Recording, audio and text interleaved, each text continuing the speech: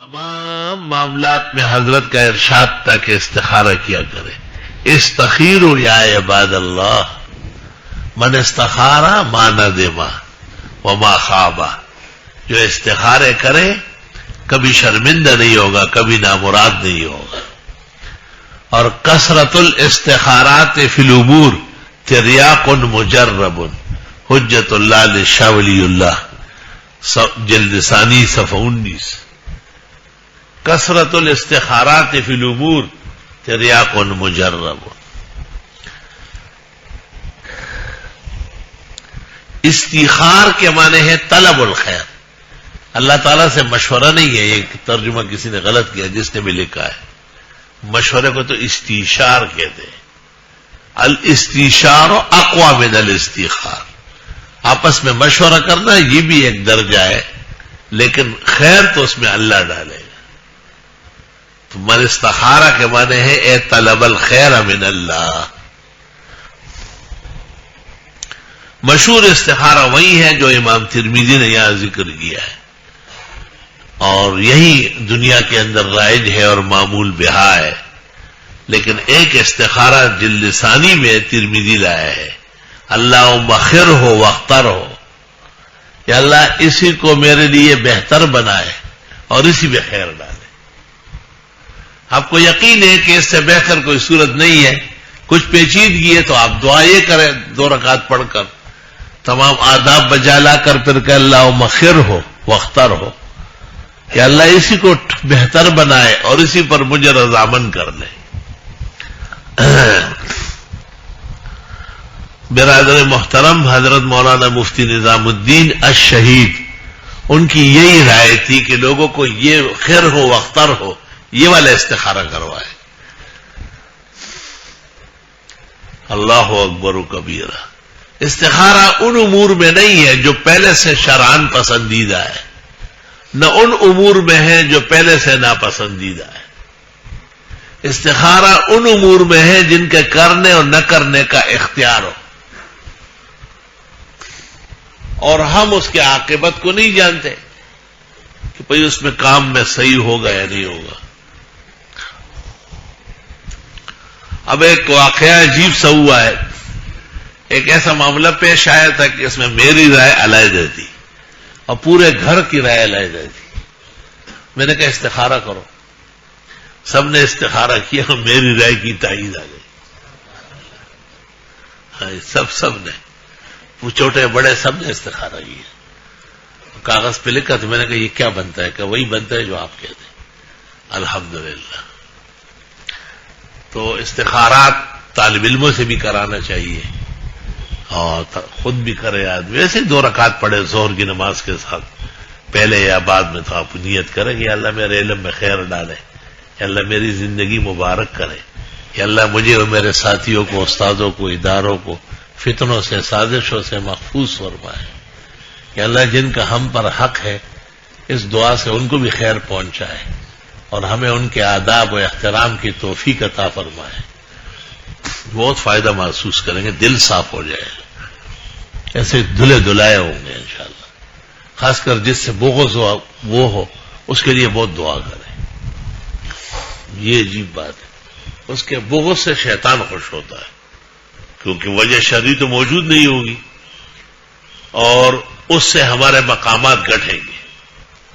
تو آپ کہیں کہ اللہ میں اپنی ناواقفیت کی وجہ سے اور بے شعوری کی وجہ سے بلا وجہ اس شخص کو ناپسند کرتا ہوں.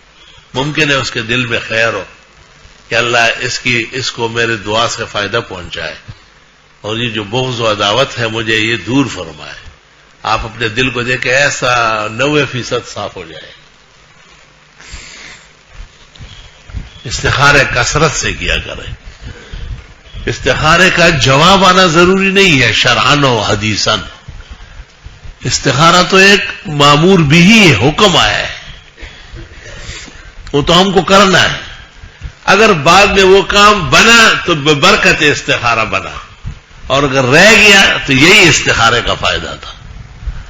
تو جو بن گیا نادم نہیں ہوں گے، اور جو بگڑ گیا ہے کبھی آپ کو افسوس نہیں ہوگا کیونکہ آپ استخارے کر چکے ہیں. کبھی خوشی بڑھ جاتی ہے یکدم، یہ بھی استخارے کی برکت ہے. کبھی غم بڑھ جاتا ہے، تکلیف اور گرانی پیش آ جاتی ہے، یہ بھی استخارے کا اشارہ ہے. یہ سب استخار ہے.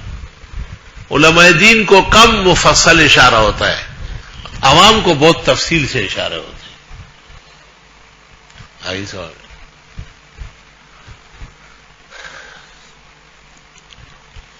سبحان اللہ و بحمدہ سبحان اللہ العظیم.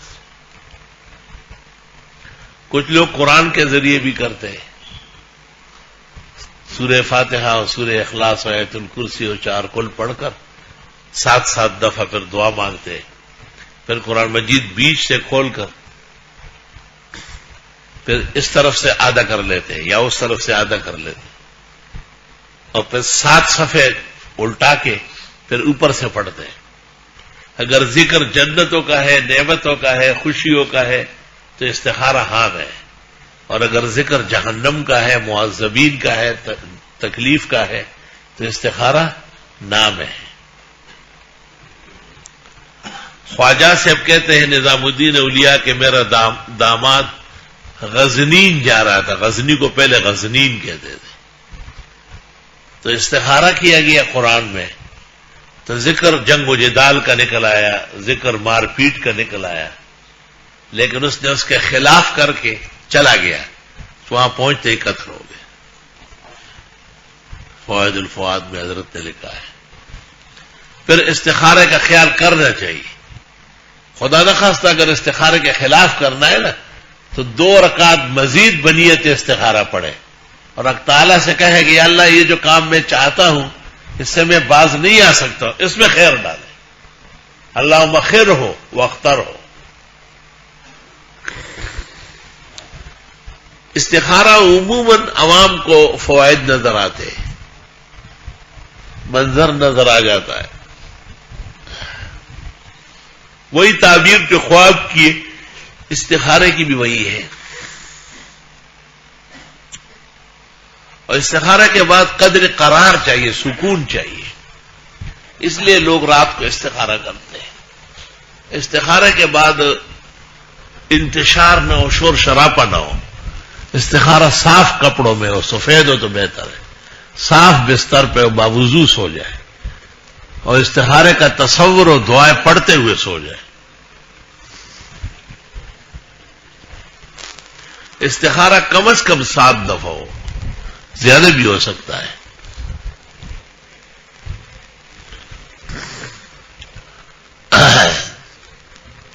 استخارہ میں کوئی منظر نظر نہ آنا نام ہے، جواب ہے. یہ بھی طریقہ ہے نفی کا کہ آپ نے استخارہ کیا، نہ دل مطمئن ہوا اور نہ کوئی چیز نظر آئی تو بس رک جائے، حالات سازگار نہیں. استخارہ سب اوقات میں ایک جیسے نہیں ہوتا. کبھی کبھی آدمی نیک اعمال کر کے اور قرآن خوانی کر کے یا روزے رکھ کے یا تلاوت کر کے پھر استخارہ کرتے، صاف ستھرا ہو جاتا ہے.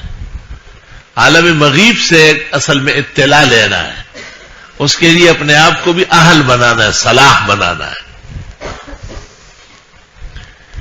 استخارے پر فقہا کہتے ہیں کہ عمل ضروری نہیں ہے، وہ کہتے ہیں ظنی ہے، لیکن اس عاجز اور فقیر کا خیال یہ ہے کہ شاید امام ابو حنیفہ، امام ابو یوسف اور امام محمد نے ایسا نہیں کہا. پیغمبر کہتے ہیں آپ استخارہ کریں اور آپ کہتے ہیں کہ یہ ضروری نہیں ہے. کس طرح عجیب بات ہے. میرا خیال خلاف الفقہ وہ یہ ہے کہ دنیا کی آبادی کے لیے استخارے پر عمل واجب ہے. استخارے پر عمل نہ کرنا گناہ و معصیت تو نہیں ہے، لیکن مصیبت ضرور ہے. سمجھ بات آئی؟ سب کام معاصی کا نہیں ہے، کچھ کاموں سے مصائب بڑھتے، شدائد بڑھتے، غم اور اندوہ پیدا ہوتا ہے، وہ بھی نہیں ہونا چاہیے. ہم تاب نہیں لا سکتے. حفظنا اللہ وإیاکم، ہر وقت حفاظت کی دعائیں کرو. جی قال كان رسول الله صلى الله عليه وسلم يعلمنا الاستخارة في الأمور كلها كما يعلمنا السورة من القرآن. يقول إذا هم أحدكم بالأمر فليركع ركعتين من غير الفريضة ثم من غير الفريضة ومن غير السنة ومن غير المعمول بها. یہ مغرب کے بعد ہم پڑھتے ہیں نا یا زور کے بعد کچھ نوافل مقرر ہے ہمارے. تو میں نے ایک دفعہ ان پر نیت کی تو مجھے جواب آیا کہ اس طرح چکر بازی نہیں چلے گی. پھر میں اٹھا, وضو کیا اور نئے سرے سے میں نے تازہ دم نفل پڑھے. تازہ دم نفل ہوں گے. زور کے بعد 2 سنتیں اس پہ آپ نیت کرتے صحیح نہیں کر رہے. زور سے پہلے 4 سنتیں آپ غلط کر رہے. اشراق کی 2 رکعت بالکل غلط, فضول بات. مغرب کے اوابین پر آپ نیت کریں قبل العشاء. بابا استخارے کی 2 رکعت تازہ دم ہے, خاص استخارے کے لیے, اور نیت سے آپ یہی کہیں کہ یا اللہ یہ 2 رکعت میں بنیت استخارہ پڑھ رہا ہوں. آپ دیکھیں پھر کیسے روشنی بڑھ رہی ہے.